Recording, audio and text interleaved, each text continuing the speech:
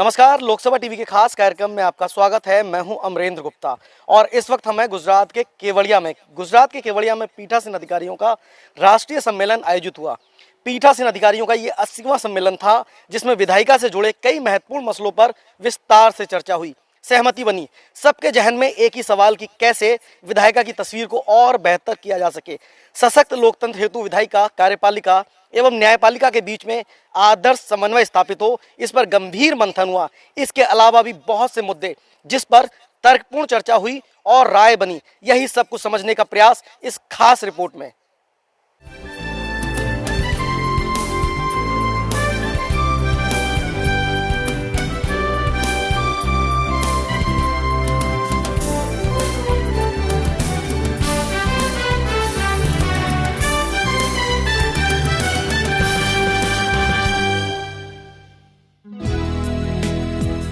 स्वस्थ लोकतंत्र के लिए चर्चा और संवाद जरूरी है।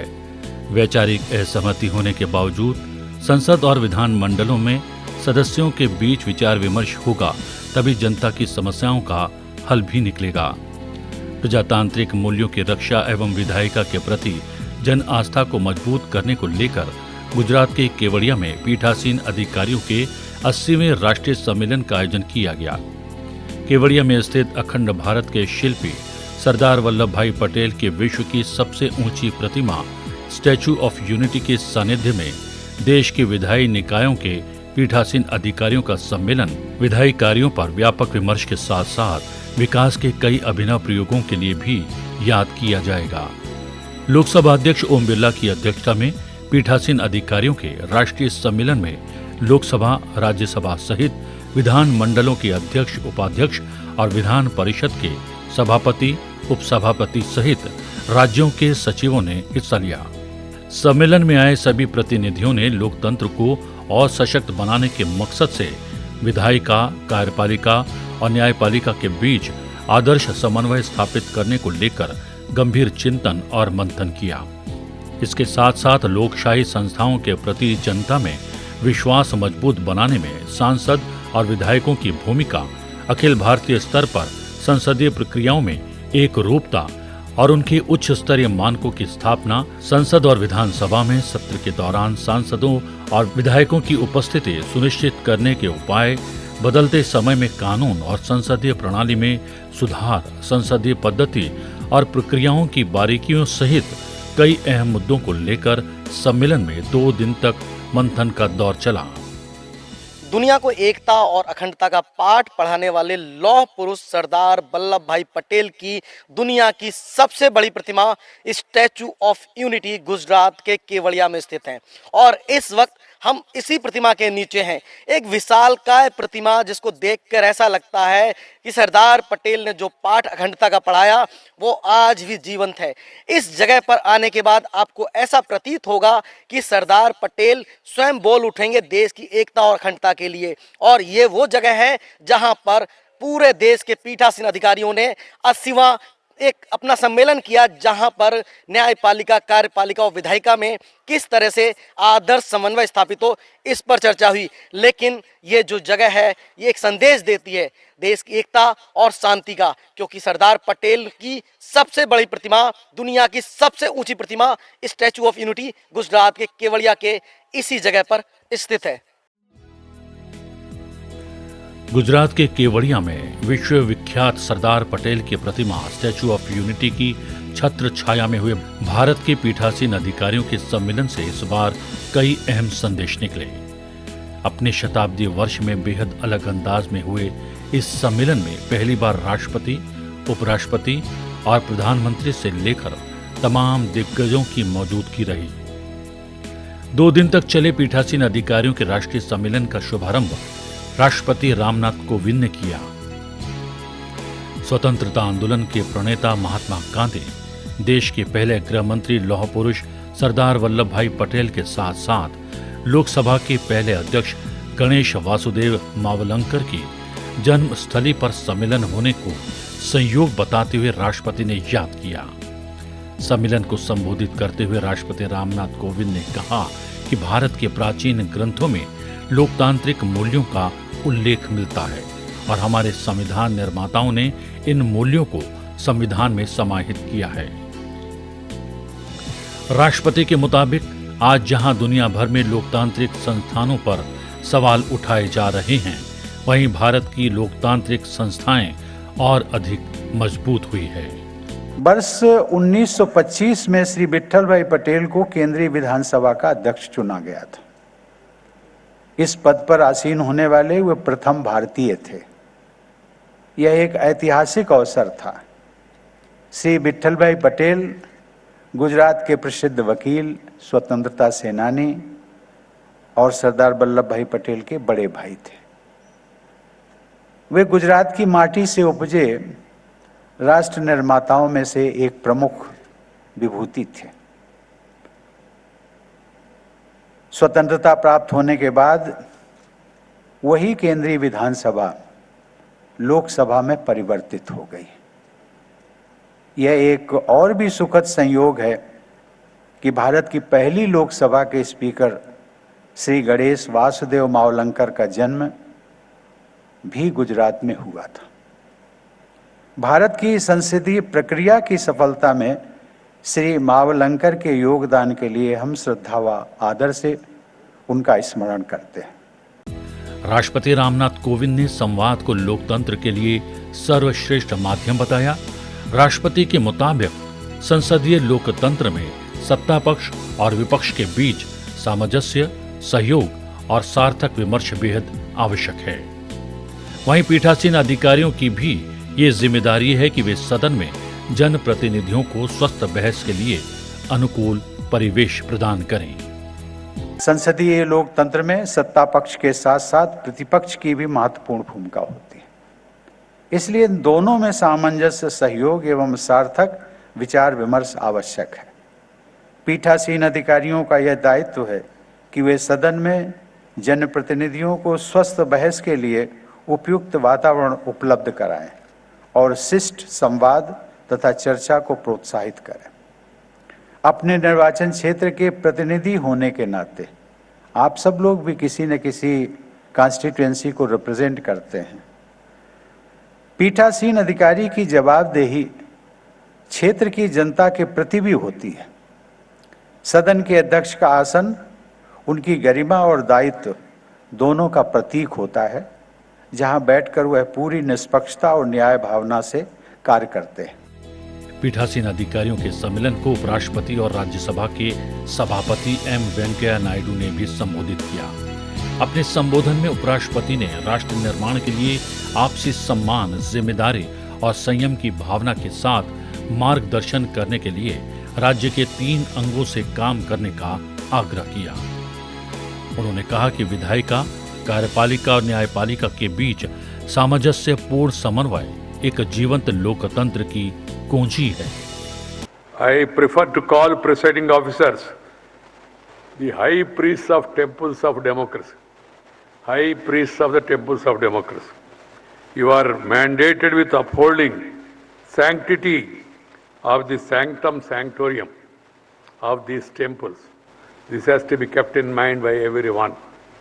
We consider our state to be its best state when each of the 3 organs of the state perform to the best of its potential in the domain specified in each one of them, in pursuit of the mandate defined and in the manner prescribed in the Constitution. Our Constitution demarcated very clear domains of each of these 3 organs in the lines of separation of powers, though not in a very formalistic manner. The theory of separation of powers by Montesquieu in 1748 had its origin in his genius concerned to avoid autocracy and tyranny if the legislative, executive and judicial powers were to be concentrated in one organ or one individual. पीठासीन अधिकारी सम्मेलन के प्रमुख और लोकसभा अध्यक्ष ओम बिरला ने कहा कि संविधान संसद और विधान मंडलों को जन भावनाओं के अनुरूप काम करने का आधार प्रदान करता है। जनप्रतिनिधि के रूप में हमें संवैधानिक मूल्यों के प्रति दृढ़ रहकर कर्तव्यों का निर्वहन करते हुए समाज के आखिरी व्यक्ति के उत्थान के लिए प्रयत्नशील रहना चाहिए। हम सबके लिए ये उपयुक्त अवसर है कि हम इस संविधान दिवस पर अपने संवैधानिक दायित्वों पर विचार करें और अपने महान नेताओं द्वारा निर्धारित लक्ष्यों को प्राप्त करने का संकल्प लें। हम सभी देश की जनता के हितों, उनकी चिंताओं, आशाओं और आकांक्षाओं का प्रतिनिधित्व करते हैं। हमारी लोकतांत्रिक संस्थाएं संविधान से ही अपनी शक्तियां प्राप्त करती है। एक सशक्त किंतु संवेदनशील विधायिका भी इस संविधान की अनुपम देन है। इस संविधान ने देश की संसद और राज्यों की विधानमंडल को जनभावनाओं के अनुरूप कार्य करने का आधार प्रदान किया है। आज एक जनप्रतिनिधि के रूप में हमें अपने संवैधानिक मूल्यों के प्रति दृढ़ रहकर अपने कर्तव्यों का सम्यक निर्वहन करने हुए समाज के आखिर व्यक्ति के उत्थान और कल्याण के लिए सदैव प्रयत्नशील रहना चाहिए। अखंड भारत के निर्माण में सरदार पटेल के योगदान को याद करते हुए संसदीय कार्य मंत्री प्रहलाद जोशी ने कहा कि चाहे जनप्रतिनिधि हों या फिर संवैधानिक संस्थान, प्रत्येक में विश्वास जताना पीठासीन अधिकारियों की बड़ी जिम्मेदारी है। First of all, I would like to thank Honorable Speaker Shri Om Birla ji, who thought that this Speaker Presiding Officer Conference should be held in such a place this year where we all get inspiration by the unity of the symbol of unity of India, Sardar Vallabhbhai Patel. After 1947, if India is in such a situation, we are so much united and strong and one of the world's most recognized country. It is because of Sardar Vallabhbhai Patel that we should always remember. गौरतलब है कि पहला पीठासीन सम्मेलन 1921 में शिमला में हुआ था। हर साल आयोजित होने वाले इस सम्मेलन की मेजबानी बारी बारी से राज्यों को मिलती है और इस बार गुजरात के केवड़िया में विश्व विख्यात सरदार पटेल की प्रतिमा स्टैचू ऑफ यूनिटी के सानिध्य में ये सम्मेलन आयोजित किया गया। संविधान दिवस के दौरान हुआ ये सम्मेलन और विशेष बन गया, लिहाजा इसमें सशक्त लोकतंत्र के लिए विधायिका, कार्यपालिका और न्यायपालिका का आदर्श समन्वय को चर्चा का मुख्य विषय बनाया गया।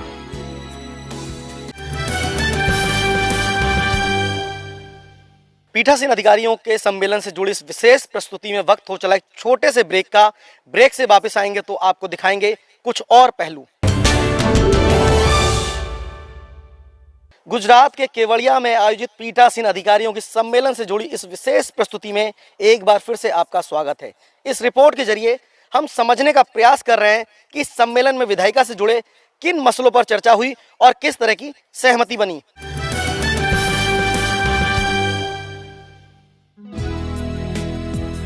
भारत दुनिया का सबसे बड़ा लोकतंत्र है। सदनों को लोकतंत्र का मंदिर कहा जाता है। इसकी गरिमा बनाए रखने से लेकर पीठासीन अधिकारियों के जिम्मे तमाम अहम भूमिकाएं होती हैं। वे सदस्यों के अधिकारों के संरक्षक और अभिभावक होते हैं। इनका सबसे बड़ा संगठन विधायी निकायों के पीठासीन अधिकारियों का सम्मेलन है, जिसके पदेन अध्यक्ष लोकसभा अध्यक्ष होते हैं।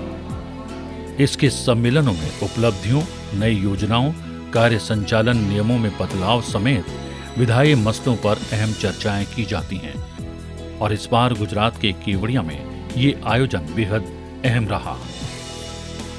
उद्घाटन सत्र में लोकसभा में विपक्ष के नेता अधीर रंजन चौधरी ने भी संबोधन दिया। अधीर रंजन चौधरी ने कहा कि बहुलता का विचार भारतीय परंपराओं को चिन्हित करता है। सरदार पटेल ने जाति धर्म से ऊपर उठकर काम करना सिखाया, तो महात्मा गांधी के सत्य अहिंसा की अवधारणा पर देश आज भी चल रहा है। See, you are going to celebrate the auspicious and historic occasion, Constitution Day, in Kapadia, which is also witnessing the Colossus statue, the tallest in the world, who espoused the concept of rise above caste, region and religion, who had weaved the nation, who had played an instrumental role in political and national integration of our country, India.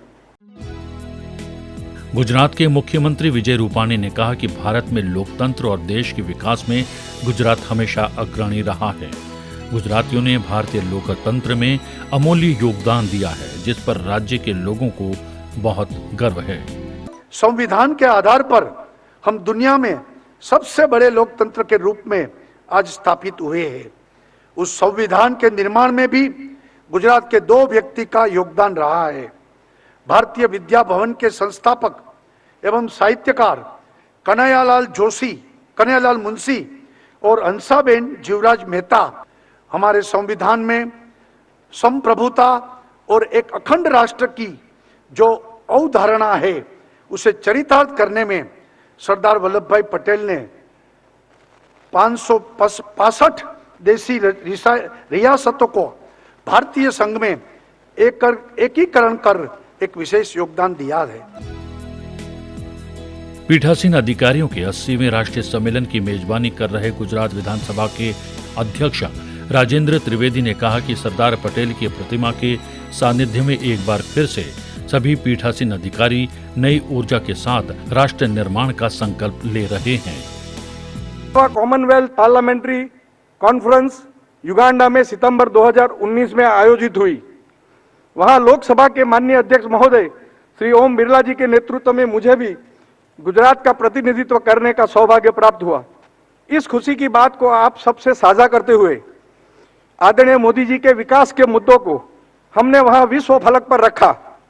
उपस्थित सभी लोगों ने सराहना की और फलस्वरूप गुजरात के इतिहास में पहली बार माननीय नरेंद्र मोदी जी की योजना को महत्व देते हुए सत्र दौरान सेमिनार में 2 दिन लगातार मुझे मंच पर केंद्र स्थान मिला।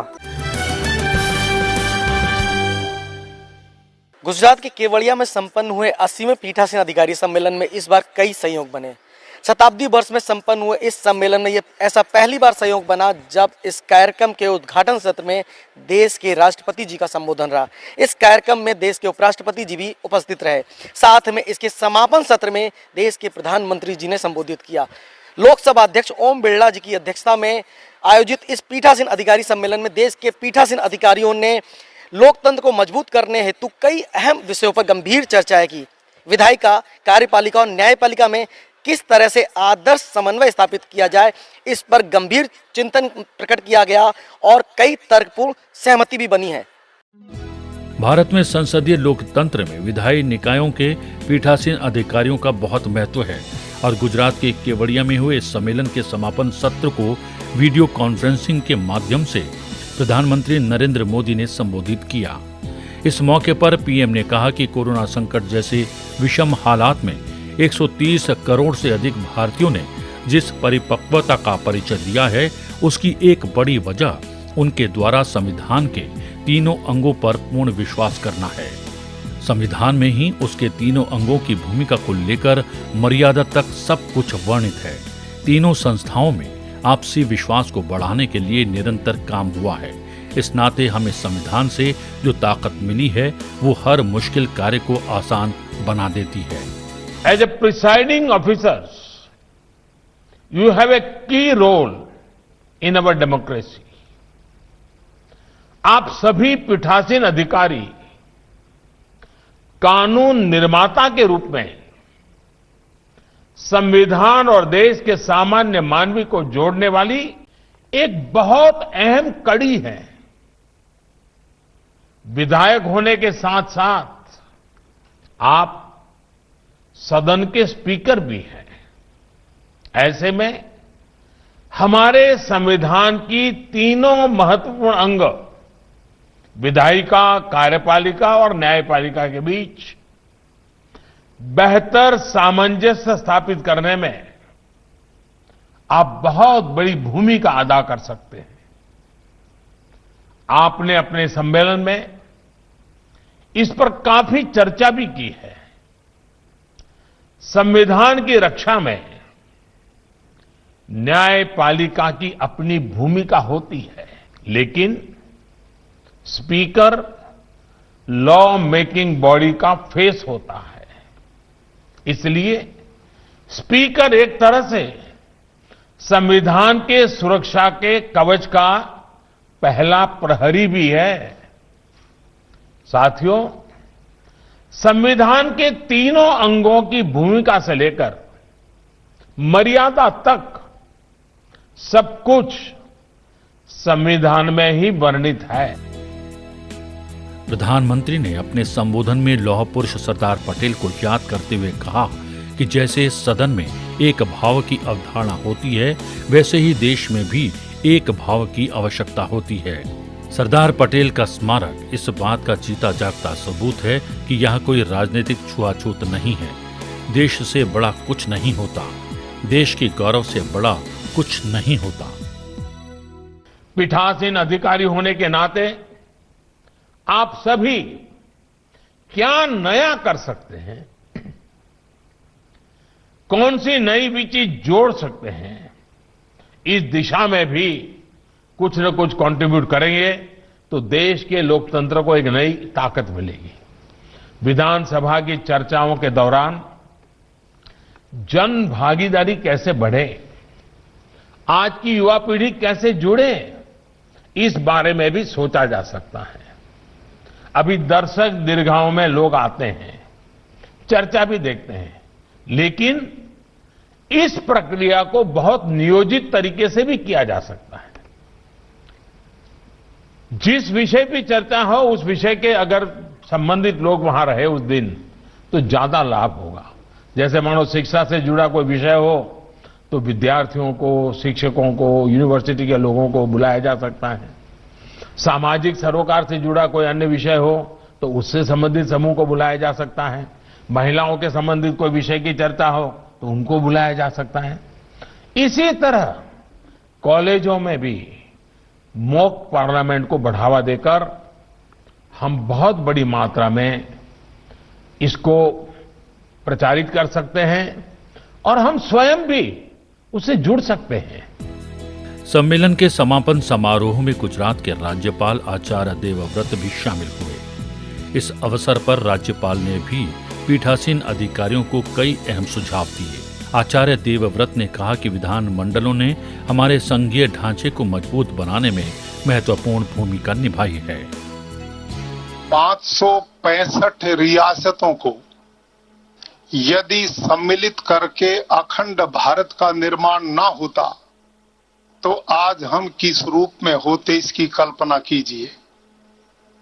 गुजरात की धरती के सुपूत लौह पुरुष सरदार वल्लभ भाई पटेल कितनी बड़ी दृढ़ इच्छा शक्ति के महामानव थे कि जिन्होंने इस देश की एकता, अखंडता और विशालता के लिए इतना मजबूत निर्णय लिया कि उस रजवाड़ों को तोड़कर पूरे भारत को एक किया। आज हम अखंड भारत के स्वरूप को देख रहे हैं। ये उनका बहुत महान कार्य था। पीठासीन अधिकारी सम्मेलन में राज्यसभा के उपसभापति हरिवंश भी शामिल रहे।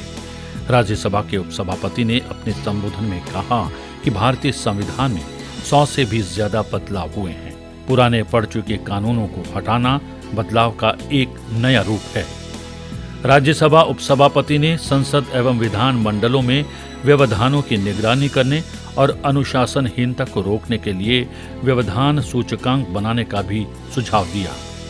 The new insolvency regime, the insolvency and bankruptcy code 2016 में बना, पर 1960 में लॉ कमीशन ने बैंक्रप्सी पर रिपोर्ट दी थी।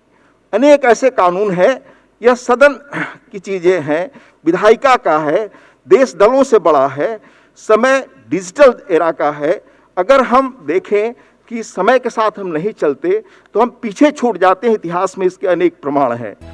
समापन भाषण में लोकसभा अध्यक्ष ने इस बात पर संतोष जताया कि कोरोना जैसी विषम परिस्थितियों के बावजूद सम्मेलन में 20 विधान मंडलों के पीठासीन अधिकारी उपस्थित रहे। सम्मेलन में सभी का ये मत था कि संविधान की मूल भावना के अनुसार लोकतंत्र के तीनों स्तंभों को अपनी अपनी सीमाओं के अंदर सहयोग, सामंजस्य और समन्वय की भावना से काम करना चाहिए। आज के परिप्रेक्ष्य में यह आवश्यक है कि हम अपने अधिकारों से ऊपर उठकर राष्ट्र के प्रति अपने कर्तव्यों को समर्पित भावना से पालन करें। हमारा संविधान मौलिक अधिकारों के साथ साथ कर्तव्यों के निर्वहन पर भी समान बल देता है। संविधान आधुनिक गीता की तरह है जो हमें कर्म करने की प्रेरणा देता है तथा राष्ट्र के प्रति अपने कर्तव्यों का बोध कराता है। हमारे देश की जनता ने इन्हीं भावनाओं का आत्मसात किया है। आज कोरोना वैश्विक महामारी के समय सभी देशवासी सामूहिक रूप से प्रयास कर रहे हैं और इस चुनौती का मुकाबला कर रहे हैं और हम अपने नागरिक अधिकारों के कर्तव्यों को भी निभा रहे हैं। आज संविधान दिवस के पावन अवसर पर गुजरात की इस पुण्य भूमि से हम नए और महान राष्ट्र के निर्माण का संकल्प लेकर जा रहे हैं। बहरहाल गुजरात के केवड़िया में पीठासीन अधिकारियों के 80वें राष्ट्रीय सम्मेलन में संसदीय प्रक्रियाओं की बारीकियों पर गहराई से मंथन किया गया। संसदीय विषयों की चुनौतियों के समाधान पर विचार विमर्श हुआ। विधायिका, कार्यपालिका और न्यायपालिका के बीच आदर्श समन्वय स्थापित करने को लेकर गंभीर चिंतन और मंथन भी हुआ। सम्मेलन में हुए गहन और रचनात्मक मंथन से पीठासीन अधिकारियों को लोकतंत्र के समक्ष मौजूद चुनौतियों का सामना करने, संसदीय और विधायी कामकाज को बेहतर बनाने में मदद अवश्य मिलेगी।